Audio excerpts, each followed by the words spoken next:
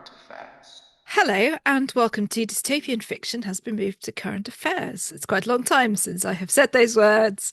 We've been in a little hibernation period, but here we are Yes, back. we're It's back. 2026. The world is still going to shit, and we are still talking about dystopian stuff.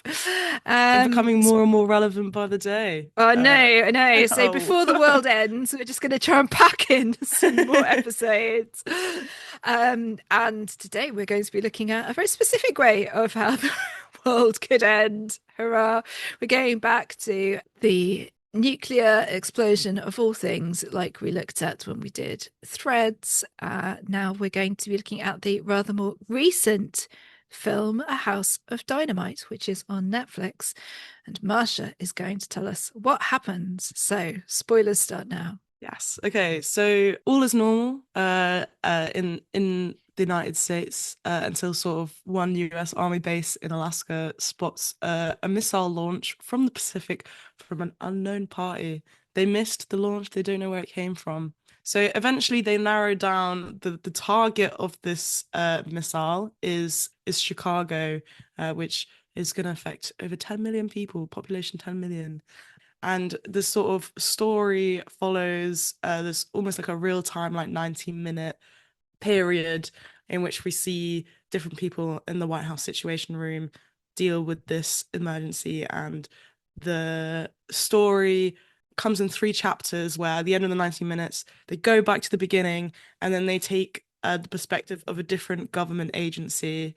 So we sort of start off in the White House Situation Room, move on to Stratcom and sort of this perspective of the Secretary of Defense, and then we end with the perspective of the president. And the film kind of lays out how a nuclear crisis may evolve based on real world systems, institutions, logic, and I guess different people's personalities. Mm.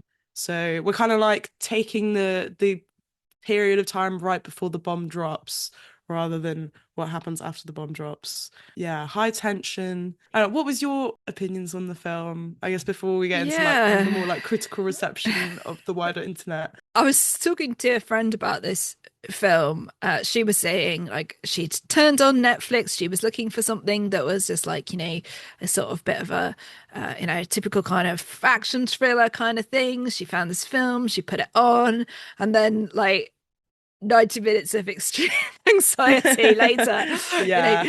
it's not that film. It's not a film about war in the sort of traditional action thriller sense. It has that feeling of a kind of like mockumentary almost. Yeah. I think a little bit of that. And people have said, including, people who've worked in close association with kind of nuclear procedures and things like that, that, we should feel frightened in the way that I Mm. think we come away from this. There have obviously been criticisms of it, but that idea of anxiety, I think, is even when I watched it the second time, so I knew like what I was going to be going through. I still came away thinking, oh yeah, quite anxious now. Just because of, I think, I guess it has that feeling of like the real people who would actually you sort of feel like there are some really specialized grown-ups who would deal with this kind of situation. And there are some of those, but it's kind of this unprecedented people coming to this for the first time. And of course, Yeah. in the situation in America, basically one guy decides what they're going to do Yeah, it's in just the response. president has the final say on Yeah. anything, which Um, is pretty insane. yeah. Uh, Yeah. but Um, suddenly you're like, oh, all the bureaucracy, like, where did it go? You know, no, instead of like in exactly. the Yeah. hands of a Uh, single man. yeah. So this is a film directed by Catherine Bigelow, who did like K-19 and The Hurt Locker. So looking at things to do with kind of America's kind of dark sides, like the war in Iraq, CIA, things like that, trying to get a real grip on, I guess, those scenarios and the experiences of people, but adding that kind of personal element to it. And then it was written by Noah Oppenheim, who has been a journalist, was president of NBC News, sort of had expertise, and there was a lot of input from people who had had real life experience of these scenarios. So that I think we can kind of give credit to sort of the apparent accuracy of this as a potential scenario. And it certainly, I don't know, it felt like that to me. It felt like I could completely believe that this situation could arise. Maybe I felt that some of this, there were some sort of extremes in it. Um, but perhaps that's just what makes it drama. What about you? Because I saw this before you and then sort of sent you off to watch it. Here you are, Um, cheer up your life. yeah, I mean, I definitely think, I don't know, I definitely think the first thing I noticed was like, the sort of as Claire said, like, I don't know, mockumentary, documentary style, like it was handheld cameras, which I don't know, for me, like, especially maybe in the first act, it was like adding to a bit of like the nausea, like watching the situation. Bouncing And I around. did at first think, like, this is quite officey, like it's sort of filmed like The Office. And then I was like, oh, like as sort of the story progresses, you kind of forget about it anyway, and you kind of Mm, understand like why it's like it's meant to emulate like almost if it's like real life events going on. It's just a cameraman following around mm. these like Yeah. real people, which I think was pretty cool. But yeah, I think it's a mixed bag in terms of both people liking it as a film, Mm, as well as like I guess experts saying whether it's like super accurate or not. People saying strongest in the first section, building the stakes in this like real time kind of countdown,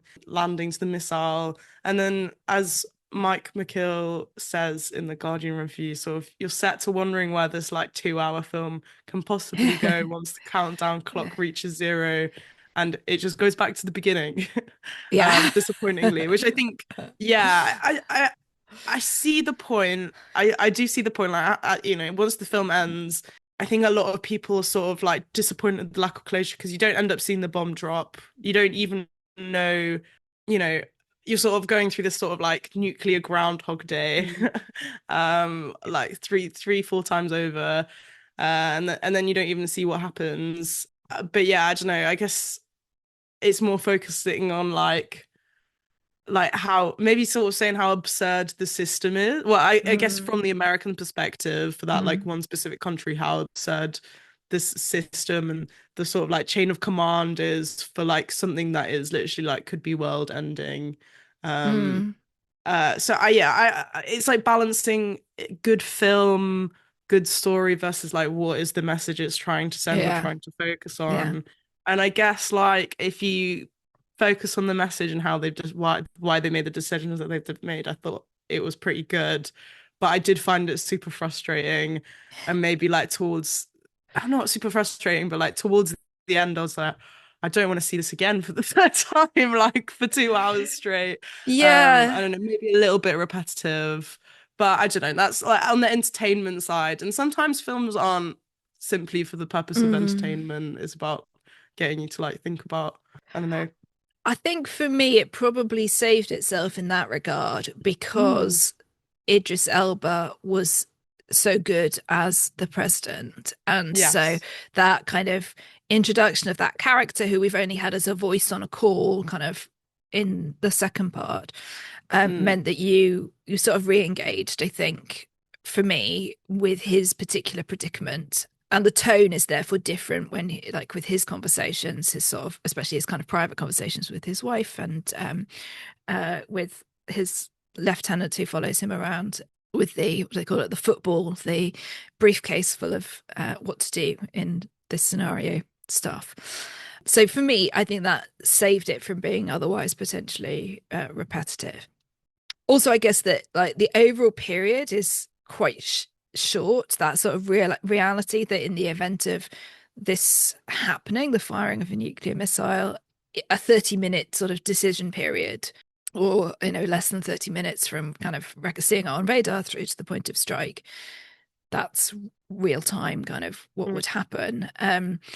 And in order to get both the sense of that shortness of time and I guess the many moving parts, I think that had they done it like made that 18 minutes longer and seen all of the bits rather than doing it 3 times, you might not have got that quite that sense of urgency. I'm not sure. I will say the first time I watched it, I was probably a bit like, oh, when's when's this bomb going to go off then? Yeah, yeah, um, for sure. um, but like having thought about it and then having watched it again, I do think it's really the only ending that it could have had. Like we never know. Like I guess it doesn't matter ultimately whether Yeah. well, I think we're safe to assume, like just reading what other people and the nuclear experts writing these articles are saying, it's safe to assume that Chicago blew up. Okay, because well, like we see, especially towards the end, how all these people that are being saved to help run the country, like going into these nuclear bunkers. I Mm. think these nuclear bunkers are like 90 minutes away, and obviously, if Chicago, well, I guess they would be, even if the bomb failed, which is like a sort of Mm. part of the stakes is like sometimes these bombs don't go off. Mm. But it's sort of safe to assume that it probably did. But yeah, I guess it doesn't really matter because that's not really like what the film is like commenting Yeah. about. Because it's very easy to say like, oh, there's all this other plot that they could have had, like, what happens after the bomb goes off. But like, Mm. I think there's a lot of films already covering that, like such as Threads and countless Indeed. others Yeah. that already Yeah. cover that. There's a good article that I'll put linked in the show notes in the bulletin that basically runs through. So this is the bulletin of the atomic scientists, of which there are a number of articles which are worth reading, but there is one specifically that goes through kind of all the stages of what would happen next, assuming the bomb went off. So if you want a really depressing read, goes through kind of like the first few minutes and then like the first hours and the fallout and then the impact on people's health and then on the economy and on the ecology of the US and all of these sorts of things, culminating in geopolitical meltdown. And that's obviously before they even take into account whether the president does or does not decide to strike with a counterattack. So even if it was just Chicago getting hit and nothing else happened, it still gives you a real sense of the impact of that. In as we obviously saw with respect to Hiroshima and Nagasaki in the Second World War, or Sheffield in Threads. So Yes. Sitting in my little bedroom in my yeah, Sheffield looking house. out at your non-bombed environment. Yes. I think that Bigelow, I read in an interview with her, Catherine Bigelow said that she wanted to kind of resensitize people to the dangers Yeah. of nuclear war and nuclear no, I can't say it. Proliferation. Um, because of this sort of feeling that we are actually in a real world situation where people don't talk very much about like nuclear weapons other than things like, the cost of renewing Yeah. tridents and stuff. But there are more and more nuclear weapons in the world, and more of them are in the hands of less Yeah. stable I think I read some governments. statistic that was like obviously like since the Cold War, like oh God, it's like it's like the sort of 30%, 38% of the people alive now weren't like alive during sort of like the Mm, period of the Cold War when like yeah. obviously like nuclear threat was like a real thing that sort of Mm, plagued the society's psyche, I guess. I think again one of the other purposes is like trying to not reignite a fear, but like trying to reignite an awareness that this really mm. is, we are living in a house of dynamite, sort of like the central metaphor of the film. Yeah. Um, Would you like to explain the metaphor I based on don't know. stuff we have read? Yes. Okay. So, Fred Kaplan, who wrote one of the articles that we will be citing, says that he guesses that the quote is based on. By the way, in the film, I can't believe the president was like, I listened to this podcast where they Yeah. said we live in Well, a house of dynamite. Someone apparently said, there was a podcast in which someone no, said this, and so this is it was one of the ones that they'd it's like listen true. to or whatever. Yeah, there is a podcast. I can't. Oh my Oh, I'll have God. to find the reference. One of the things I read was like, yeah, no, there is a podcast that used this phrase, and then obviously there's like that background in the Carl Sagan Oh my stuff. But God. Claire, maybe let me someone see. will name their film after something that we said in our podcast. Who knows? I mean, who wouldn't really? We have to come up with a That's phrase just just as good as that. I think it's just like the all the current sort of like I don't know, internet memes about like podcast bros and like taking the piss Yeah. out of Okay. podcasts, which I think on some level is fair enough, but I just think it's funny that it's put into a film with like this presidential figure making a decision on like oh yeah, no, but Okay. it's cool, pretty cool that it's real though. Yeah, So go apparently, on. Well, it's from this article in Deadline, and it says in a line, screenwriter Noah Oppenheim took from the podcast Making Sense with Sam Harris. We built a house full of dynamite. Making Sense with Sam Harris is a podcast. He's a neuroscientist, philosopher, and 5 times New York Times winning, no, New York Times best-selling author. Hmm. And explores controversial questions about mind, society, current events, and so on. It's basically a sort of science and philosophy podcast, which I have to say I Okay. have not listened to, but we will, in hindsight, go and Yeah, in hindsight, we're gonna go listen to that, and all the yeah. listeners should too. But yeah, I don't know. Fred Kaplan guesses that, like, I don't know, maybe in the podcast they also took that, like, House of Dynamite. They came up with that House of Dynamite metaphor from a quote from Carl Sagan. He said he was like describing the nuclear arms race as a room awash in gasoline with two implacable Implacable. enemies. Yeah. Implacable enemies. One of them has 9,000 matches and the other 7,000. Each of them concerned about who's ahead, who's Mm. stronger, which I think Mm. is also a very good quote. It is really good, isn't it? Yeah. Uh, I don't know, yeah, it definitely puts it like 9,000 matches versus 7,000 matches, but it's just, it takes Yeah. one match. It's like Yeah. is what the quote's trying to get at. Yeah. I Yeah, mean, it is this thing, isn't it, that really people have always talked about the idea of countries having nuclear weapons as a deterrent. This comes up a lot in discussion of said like the cost of renewing Trident in Britain. It became a big discussion point then.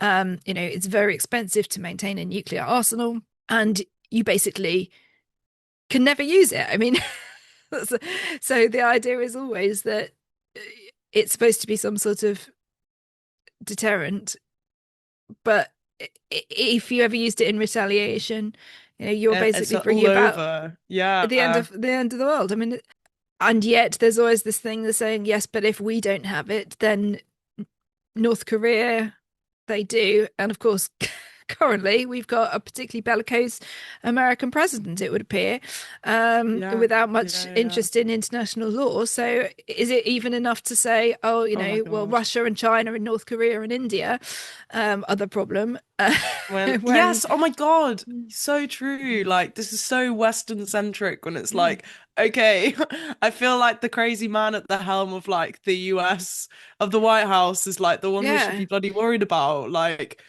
it's not like bloody China, like, okay, well, Russia maybe, but like, China and North Korea are out here, like, well, I don't know, as far as I know.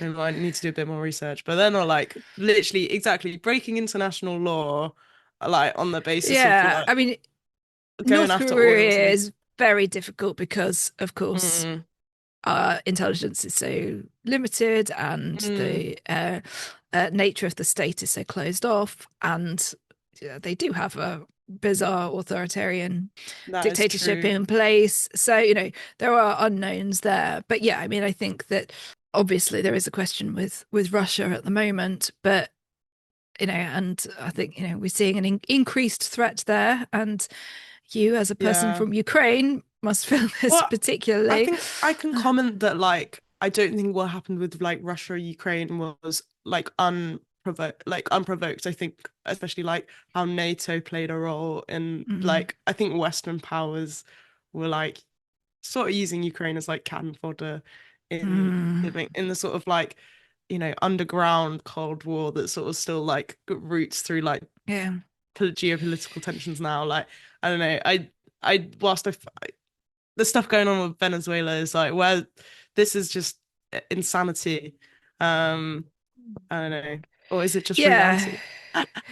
Indeed, yeah. I mean, yeah, Um, I think that there's an interesting thing insofar as we've seen Donald Trump seem to shift his ideology from being very much standing on a platform of America first and not involving himself in international affairs, and sort of, as it were, we were worried about, I guess, his lack of interest in taking that place that America has always held as part of NATO and as part of kind of like Western defense systems, through to this new sort of version of him that seems, George Bush spent all of that time trying to justify in international law the invasion of Iraq.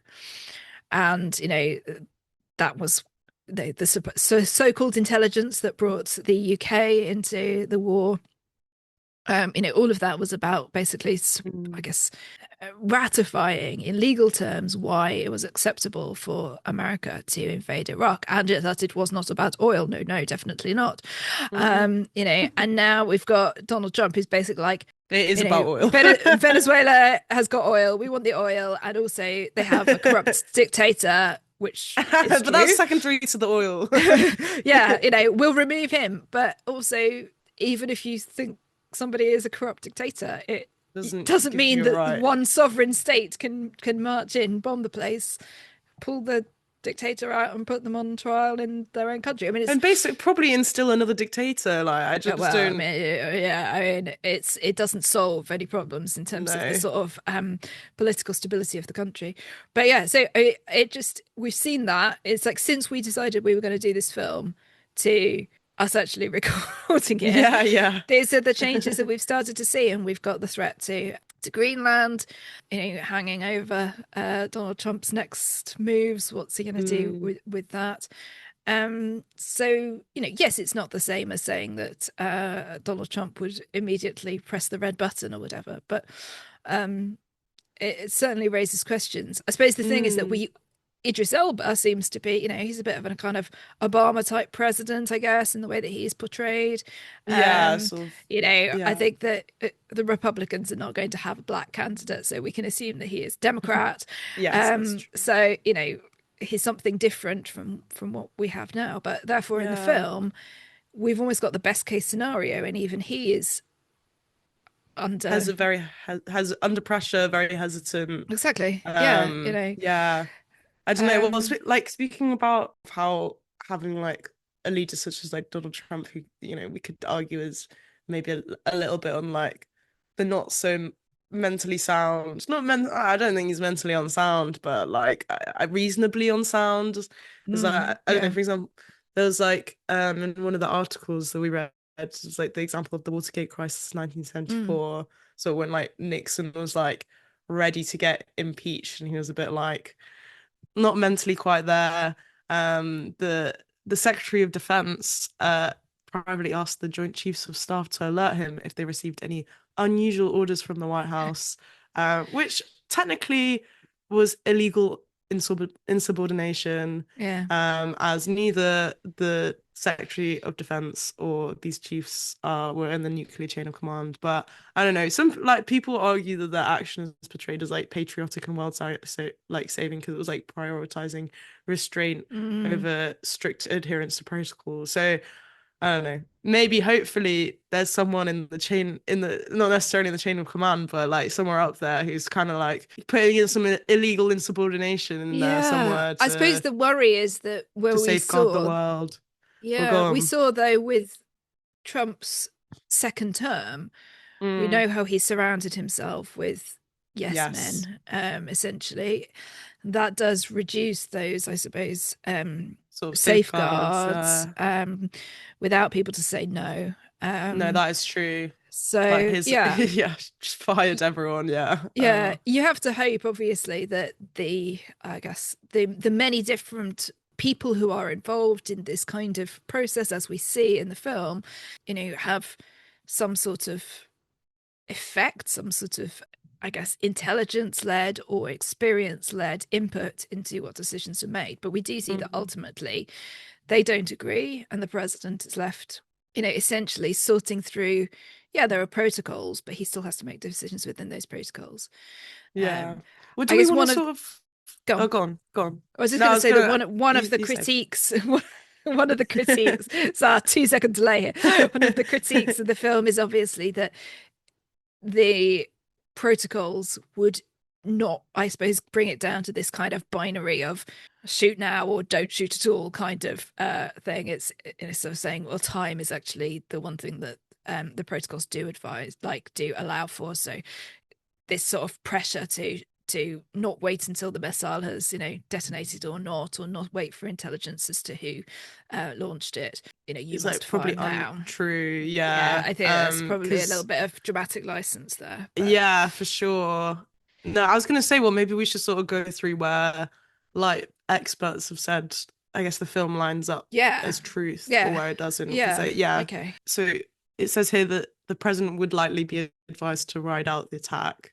Yeah, I did think that didn't make sense. Like, why is he on such a time pressure, like, Mm, to be making these decisions? Because they don't know that they have like a complete lack of intelligent like knowledge on it's all just like mm, guesses. So it'd probably be they'd have to wait to see what happens to Chicago because it could be a false alarm or mm, spoofed as a cyber attack because we are in the technological mm. age, which Yeah. is also like pretty insane to think that there could be people who hack into this. I'm not Yeah. some sort of cyber expert, but hack into these systems to like almost just give the I don't know Well, idea that there's someone simulate the presence simulate of a, the yeah, presence yeah, of a of a missile. missile.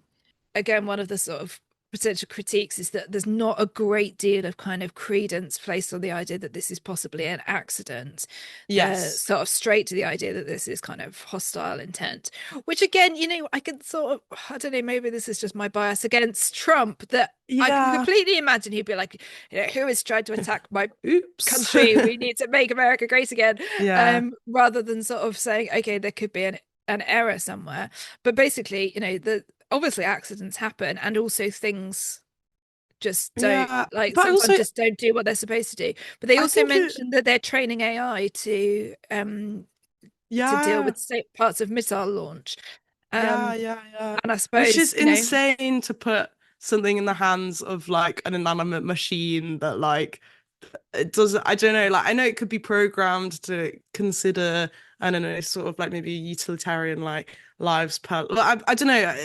Like, again, it's once you're also going back to shooting those nuclear philosophies. Like, missiles, does is it it matter? utilitarian? Is like 10 million to 20 million people, like you're Yeah. still like basically committing a genocide. But I also think like other evidence that could point to it being an accident is like the people are saying that it wouldn't be like it's very unlikely that they'd just send one missile to Mm, bomb like a civilian area, like civilian yeah. city of 10 million people. It'd be much likelier that it's part, if it was a part of a planned attack, they'd send loads of nuclear Mm, weapons targeting army bases mm, that would be able to send back any sort of like mm.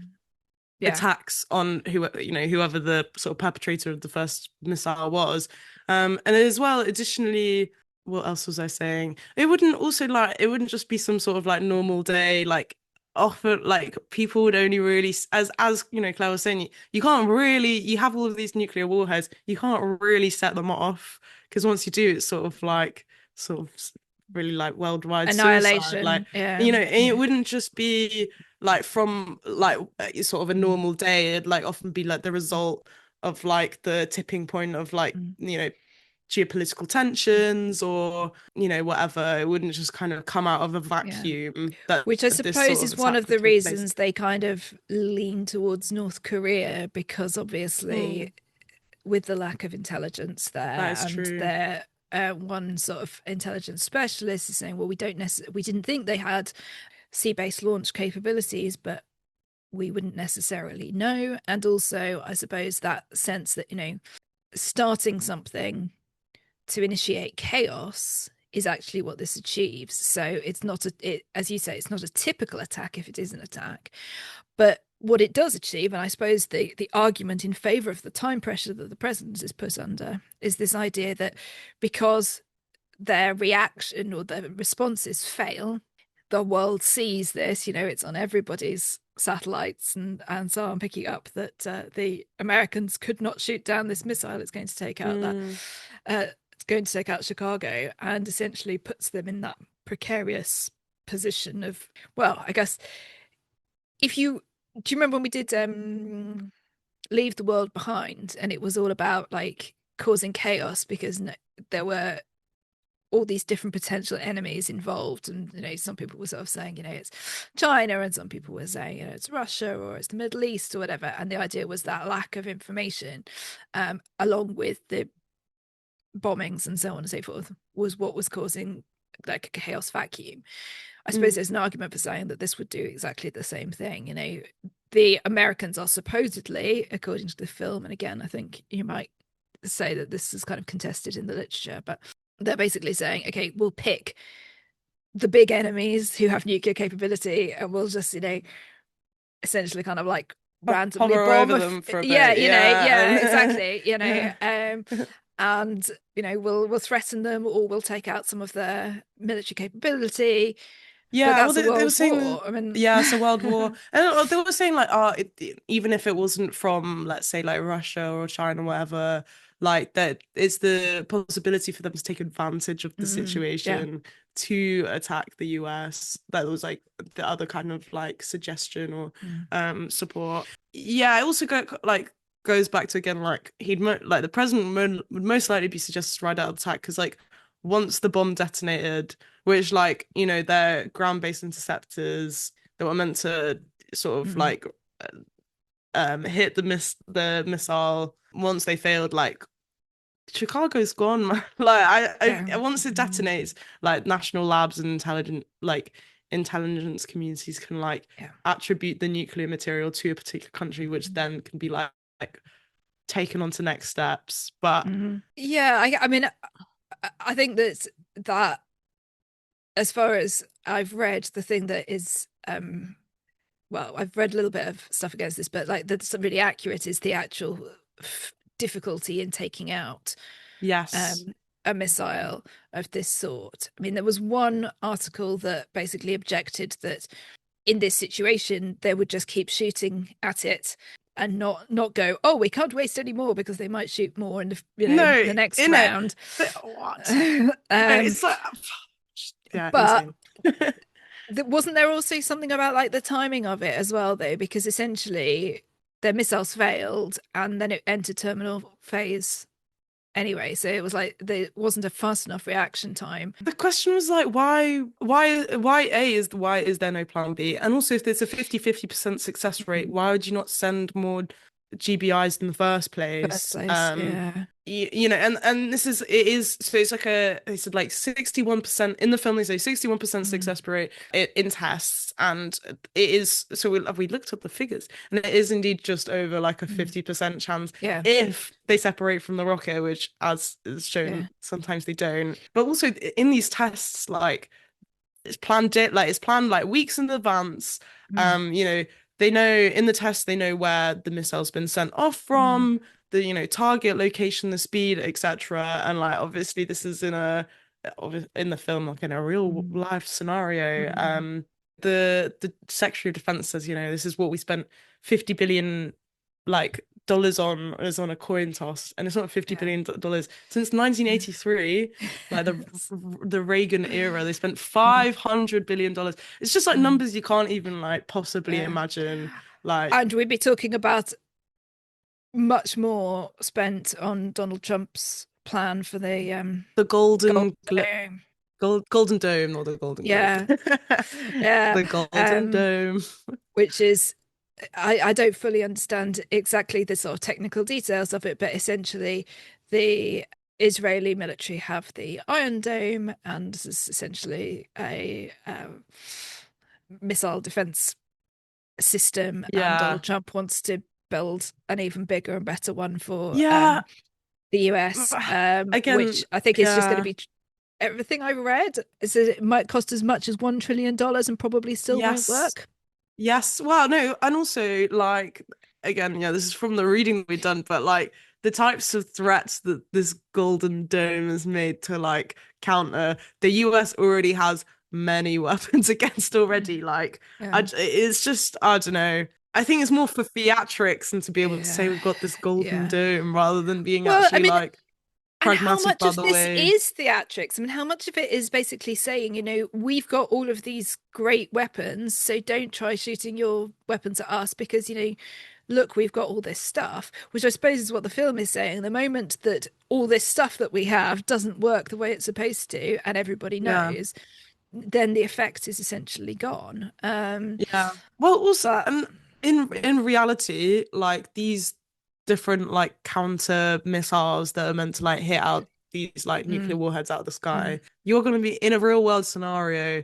It's going to be an attack of multiple warheads yeah, designed to blunt yeah. the US's ability to launch a nuclear counterattack. So like you like even in that case, like you're going to have like I don't know, like tens to hundreds, not hundreds, Mm, but like somewhere between 10 and 100 mm, like warheads sent out the country. yeah. And in that case, like you're probably not even going to be able to stop like barely 10% of them anyway. Like No, that was what I read as well. They simply it's wouldn't not have even sufficient counter missiles. And there was this thing about the idea that essentially, the Pentagon was very keen to say that, that this was made false assumptions and they have 100% accuracy in testing and things like that. But it's uh essentially this thing about needing multiple interceptors to guarantee hitting each missile. So yeah. to get the if they have an independent success rate, if they separate, of 61%, then if you go up to 3 interceptors per incoming missile,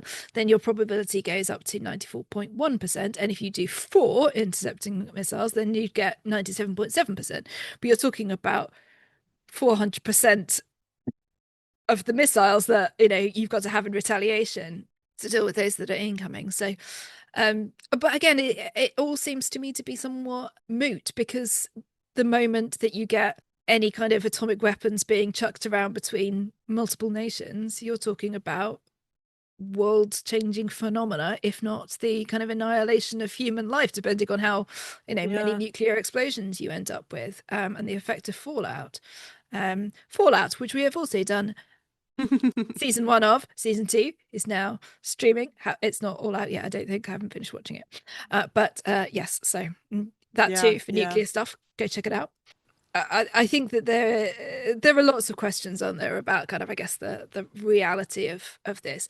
But what I do think is probably quite true is I guess the personal reaction and the fact that, as you were sort of saying, the difference between, I guess, a test scenario and a real scenario, and how, like, as human beings, people respond. The personal element, I think, is the real strength of the film. Yeah, other than all of these sort of like truths and falsehoods that might be Mm. portrayed in it, the one of the main things that like stood out to me was like the depiction of how like each leader deals with it. Like it's sort of this like very calm panic that is like Mm. depicted. Like they must have like told the actors to probably be as like minimal as possible and like hold back as much as possible, which I think like lended the depictions of the characters like a favor because I don't know, it felt quite real, like how the people who are in these positions should be reacting to this. But at the same time, like there was like it mixed in with like their humanity, that they're not just these like stoic. Most of them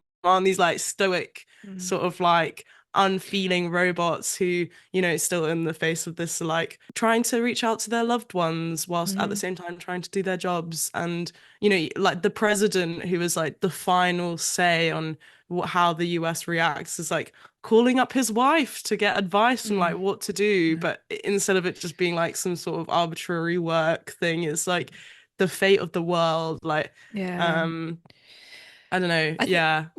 one of the things that was very effective about all of that kind of communication stuff was the Mm. way in which, as we start out to record a podcast, we go through the initial bit where Marsha's Wi-Fi goes all over the place and I forget to turn on my microphone, and somebody has to go and find a charger. These are like just the realities of us trying to set up to record a podcast. And then it's Mm. like how you deal with an incoming nuclear missile. We've got like Jake Barrington is the Deputy National Security Advisor. He is isn't even supposed to be doing this job, but his boss has had a colonoscopy and so he's Yeah. out of action.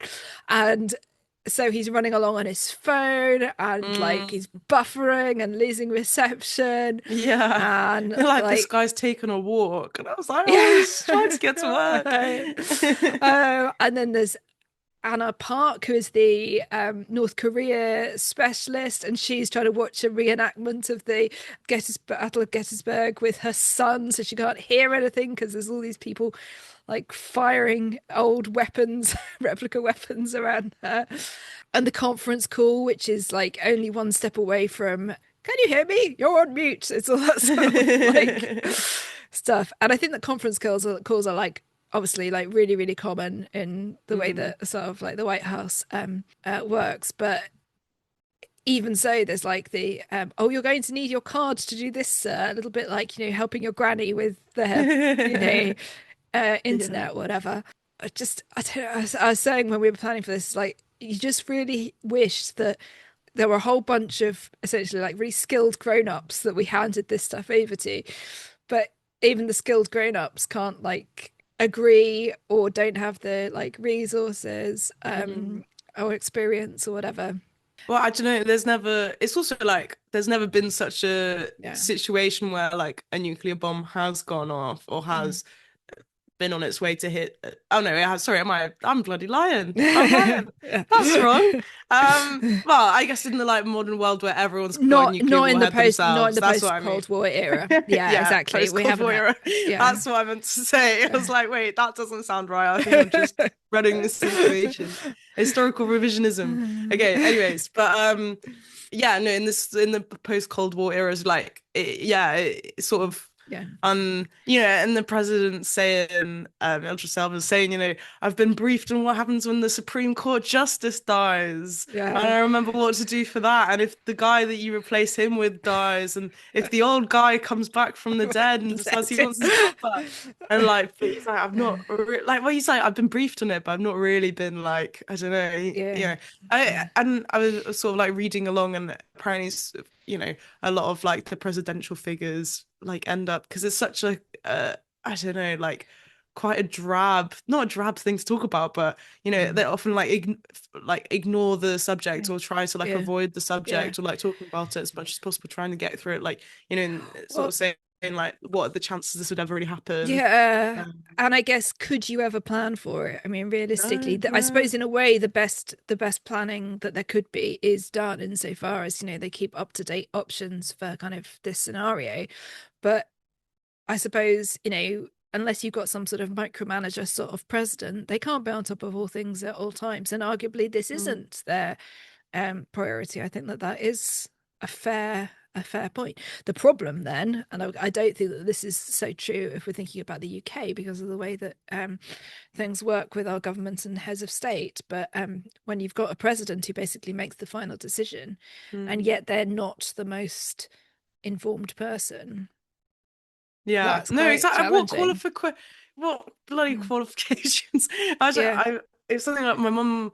I don't know whether she got this quote from, but it was like, she's saying how all the like politicians in China are like, and like old engineers, like ex-engineers. All the politicians in America Mm. are like businessmen, and like TV show economists, like hosts. TV show hosts. And in the UK, they're all like they all studied PPE Yeah. Yeah. but yeah, like, what qualifications Mm. does this guy? Yeah. I don't know. I also just think like it's quite not undemocratic. Like, I don't think they should do. I don't think there's time for a referendum in between Yeah, the exactly. launch of a nuclear weapon. But like, why is it not like a board of Yeah. people? I don't know. It just seems I pretty suppose insane. what it should remind us, the voters, is that, well, we've talked about this quite a bit before, like the politicians' attitude to experts ever since Michael Gove's famous sort of saying that, we don't need experts anymore. That actually what you Mm, want in a leader is somebody who will listen to and take advice from those who know better yes. than they do on the subject. And Idris Elba is that to some extent, but there's also that sort of feeling of, it's not sycophancy, but that kind of like everyone's humbling themselves in front of the presidents and nobody will really, like, he is actually Step asking up. his lieutenants, what should I do, kind of thing.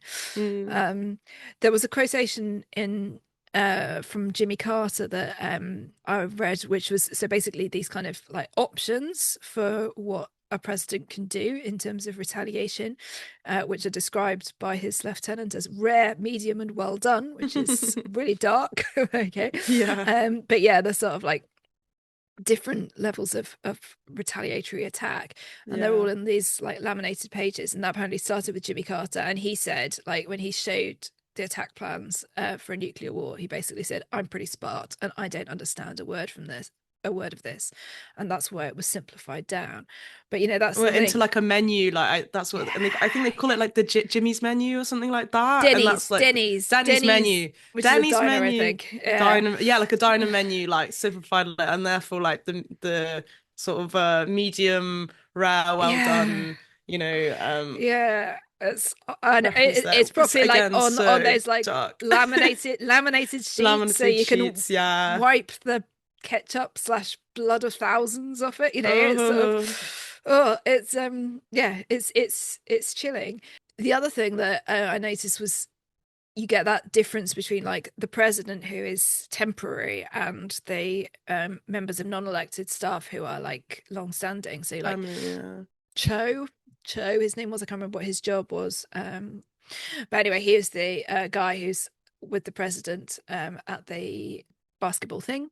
And he basically says, you know, I've seen three presidents, and the thing that they have in common is that they're all narcissists. And I do wonder about that with the kind of like presidential system, like to some extent. There have been exceptions, I'm sure, but like to imagine that you yourself could be the president of the United States is in itself a kind of not necessarily the sort of person you want to be president of the United States.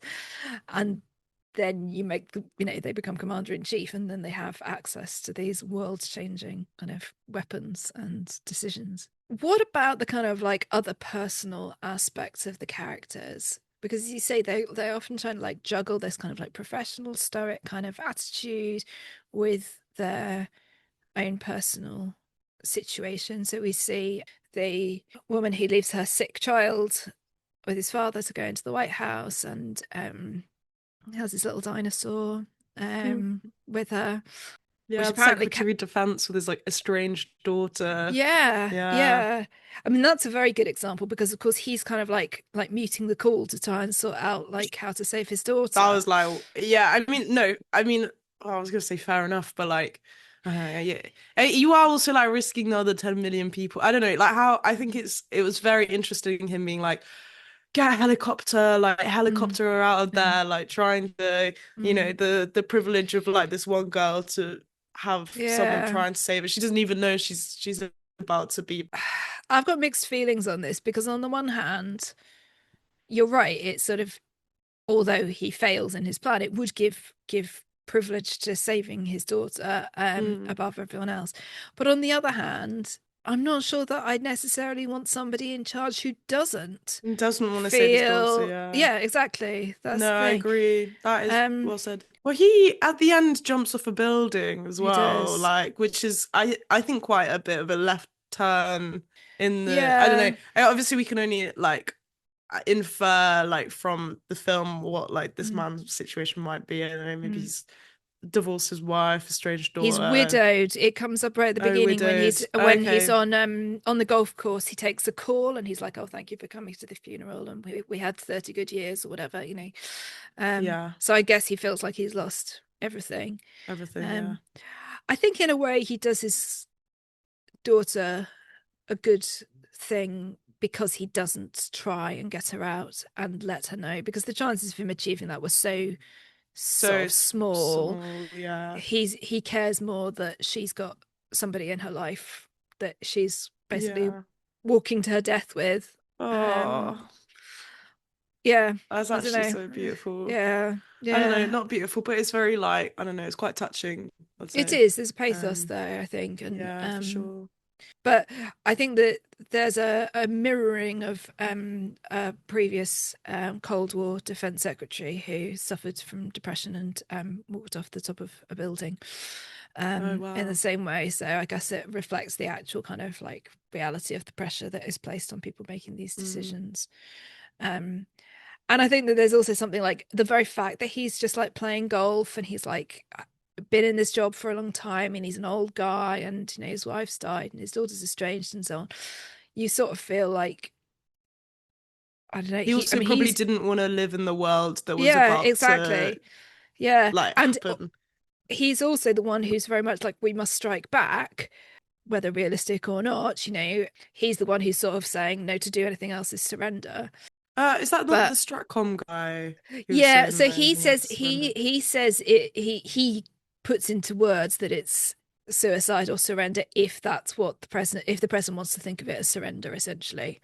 Mm. Obviously we've said, this isn't surrender and it's not helpful to think of it like that. But I guess having this kind of like guy who not only loses everything, this is the defense secretary, but also was the one who was basically saying, bomb the hell out of the world. He's then got that resting on his shoulders if that's what the president does, which of course we don't know. The other thing I just thought about with Jake Barrington is the fact that he ends up talking like on the president's behalf to the Chinese Yes. To Russian. Russian. Yeah. Yes, he talks to the Russians, doesn't he? And the Russians have talked to the Chinese, yeah. And that whole kind of thing about like, you're just some sort of important but like deputy bureaucrat, and suddenly you're trying Yeah. to negotiate Like on you're trying to behalf make of like, promises like on yeah, behalf of like an individual president that you can't actually yeah, guarantee is gonna yeah, follow through with what you yeah, said. Yeah, I was yeah, like, there's no way he can be saying those things on the phone, being like, I yeah, promise, when yeah, like he exactly. he And can't he promise knows that. that. No, um, definitely like in the light of the fact that when he's on the call and he's with the president's like, who is that? And he's like, oh, this is Jake Barrington, We and we actually met met. once. Exactly the sort of like stupid thing that I would say and that sort of thing. Do you remember me? It's like, you're the president. No. Of course you don't know who I am. Um, Even though, of course, Jake Barrington is actually one of, I think, the most like convincing sort of professionals in the situation in terms of Mm. how he feels about intelligence and not rushing into things. What did you think then kind of like happened after it all went black at the end? What's your, No, you I feel mean, that it almost I certainly feel went Chicago off? got bombed, like definitely Mm, got, yeah, I mean, I think it went off, and I think, yeah, it was like as someone had written in somewhere, like, they were like filing all these sort of like government agents to like continue running the world into this mm, bunker from this oh yeah, bunker. And I think obviously the time scale of 20 minutes, I don't think that could have all been yeah, that, like when you actually think about how long 20 minutes is, like you yeah. sit on your bed scrolling for 20 minutes, the world could have ended in that 20 minute scroll, Uh, like yeah. I think, yeah, Chicago's gone. Just a shame. um Mm. yes, Yeah. obviously. I mean, I But know that they do actually like practice these kind of like evacuations for the sort of yes. senior Oh, people. I guess really? that I suppose it depends on circumstances. You presumably could get them out of the like the initial blast region, with the right kind of like infrastructure in place. Um, Mm. Including the sort of FEMA woman who's only been in her job for a month and Yeah, we didn't really hear very uh, much. I think, felt quite. I know it was meant to be maybe like the main part of her character is just for someone to come up and be like, "You've been working here for a month. How come you get yeah. evacuated?" But then we don't ever hear from her ever again, and I'm Mm. like, "Well, was that the only reason she was included in the I story?" think she was also there to show this kind of like this can't be true. I got an alert. This can't be true kind of thing. And the sort of like sense of like, who do you tell? Like Yeah. the sort of like the lack of information and the intentionality over that really doesn't help anybody. Would it have helped to have a public broadcast in Chicago? Should you have given those people a chance to say goodbye to their loved ones? Or in fact, was it kinder to just have it on a need to know basis? What do you think about that? Would you have rather been, if you were in Chicago and Mm. you got told you have 15 minutes to live, or because you're obviously not gonna get out. Yeah. And even then the I people that do drive away, like yeah, fallout's gonna come and get you, yeah, mate. yeah. You're not getting far away enough to not be affected. Yeah, I would rather not know personally, I Yeah, I'd think. rather not know. And on the other, I have this sort of problem with sort of, I guess, lack of transparency from the state and things like that. But I think in that sort of scenario, Where there's no actionable, like exactly, that's the thing. Yeah, yeah, options to like do yeah, anything about it. yeah, Yeah, yeah, maybe blissful exactly. ignorance. Yeah, Best way to go is the yeah. kindest. And, spending your last sort of 15 minutes or whatever trying to get through on the phone network or whatever to call people and what do you say and things. I don't know. I think I'd much rather just be obliterated into many tiny particles. Much better, really, to be in the center of it all, frankly, than to be the people who are burned more slowly or suffer radiation sickness and die, whatever. Yeah. But there we go. So we'll bear that in mind when somebody decides to drop a nuclear bomb on Ipswich. I don't want to know. Thank you. I'm sure it's a major target. um, Obviously, we talked about the statistics on kind of the non-explosion of counter missiles. I don't know what the statistics would be on the non-explosion of a bomb in such circumstances. Good question.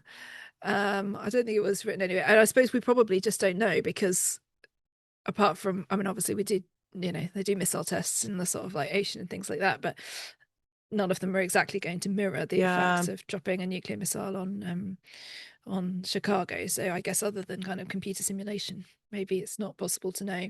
Yeah.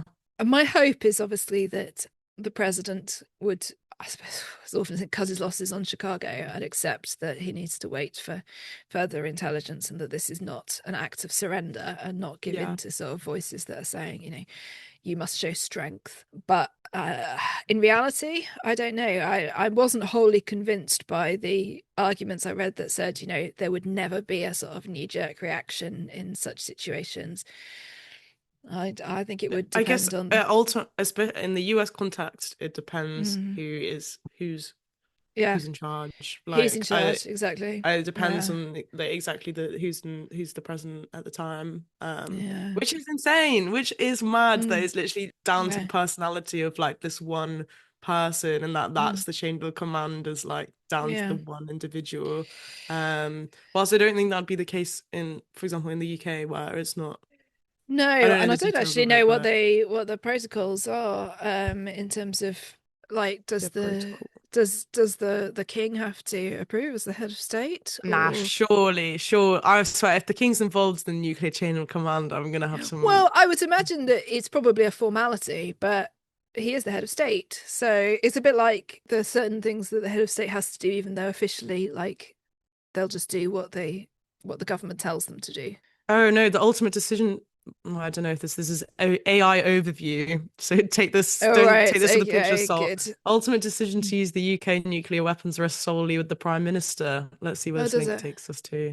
The UK nuclear weapon system is operationally independent, meaning no other country can veto this decision. Sole authority, chain of command. Hmm. The order would be communicated from secure sites in the UK. What? To be honest, much as Keir Starmer has in many ways failed to live up to any of the expectations or promise that he had, at least I do feel that he is not likely to launch a To nuclear attack. yeah. I think that we can firmly say Not that saying he would. very much about him, is It's it? not really, no, no. But At least. his fence sitting attitudes did not lend themselves to starting nuclear wars. So there is At that. least. At Yeah. least. Yeah. Fair So enough. I mean, what do yeah. you think the takeaway message then is from House of Dynamite? I mean, I think that there's again a sort of argument to be looking again, certainly from a sort of like philosophical and ethical perspective, at the value of nuclear disarmament. And the US is obviously far, far away from going in that direction. But I think that there's a good argument in the UK for us standing up and saying, no, we will give up our nuclear weapons. But people will probably say this is not the time for that, especially, NATO is less secure than it was. Russia is a real threat. But I think unless people take that sort of stand, the world would be a better place without nuclear weapons. And somebody has to stand up and say that that's the case, surely. But I don't know, maybe that genie can't be put back in the bottle and I'm sort of wishful thinking. But if anybody is sort of CND or whatever and would like to give us the current arguments in reaction to this, I'd be interested to know. Mm. But I suppose that this is what's the word, a democratic issue that has perhaps become something that is very like niche. People don't think about this stuff because they're no longer worried about building a shelter in their own garden or, thinking that any minute now there's going to be a strike in the way that there was in the Cold War. But realistically, while people have nuclear weapons, and also, I suppose, while mistakes can be made, there's still a genuine risk here. So yeah, don't elect leaders that you wouldn't want to have access to, Yeah. to the red button Mm, or for the sure. Denny's menu. What about you? Yeah.